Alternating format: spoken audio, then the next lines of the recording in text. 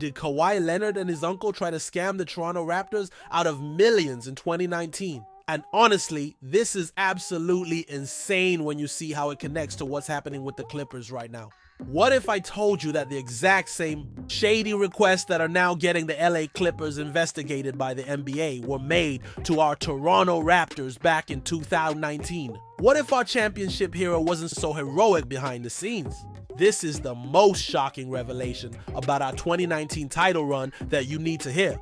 Quick Court coming in hot with some absolutely mind-blowing news that's going to change how you view our 2019 championship forever. I've got nothing but love for this incredible fan base, but I need to ask you something real. Did you ever wonder what really happened during those Kawhi Leonard free agency negotiations? Drop a comment right now and tell me, did you suspect something fishy was going on behind the scenes when Kawhi left? Because what I'm about to reveal is gonna blow your mind. Stick around until the end because you'll see why Raptors fans should be proud of our front office's integrity, while Clippers fans should be absolutely terrified about what's coming next. Here's what just got exposed, Raptors Nation, and this is where it gets scandalous.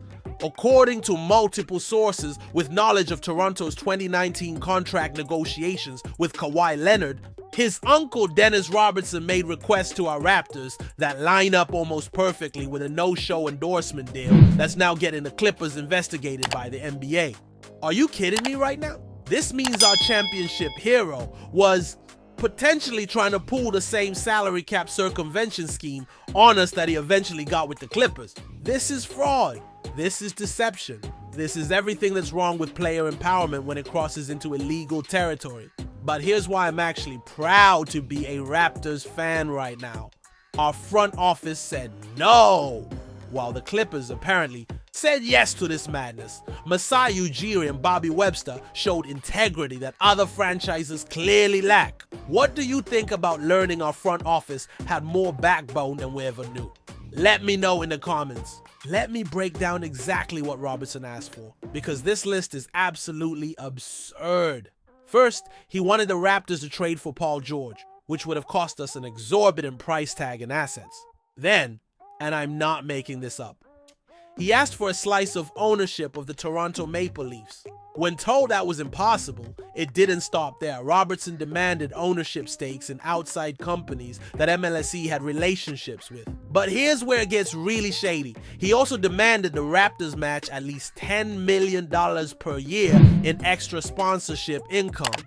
Now teams can introduce players to sponsors, but they absolutely cannot negotiate deals. MLSE knew this was against the rules, but wait, it gets worse. When the Raptors explained that corporate sponsors would want Leonard to actually do ads or appearances, Robertson's response was crystal clear. We don't want to do anything. They didn't want Leonard to work for the money. They wanted no-show jobs and no investments. This is ridiculous. This is scandalous. Adam Silver cannot ignore how this pattern of behavior was happening across multiple teams. Do you remember what happened to the Minnesota Timberwolves with Joe Smith back in 2000? When the NBA discovered they had an illegal secret agreement promising future payments in exchange for taking less money up front, the league came down like a hammer.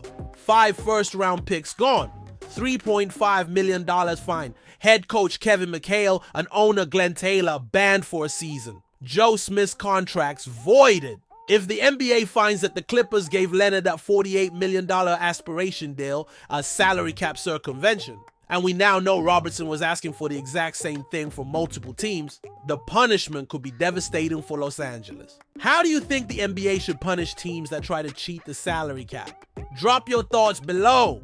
Here's where this story gets absolutely insane, Raptors Nation. Pablo Torre's investigation revealed that Leonard signed a 4-year, $28 million endorsement deal with Aspiration, a now bankrupt company that didn't require him to actually endorse anything. Then John Karalis discovered Leonard had a second deal for an additional $20 million in company stock.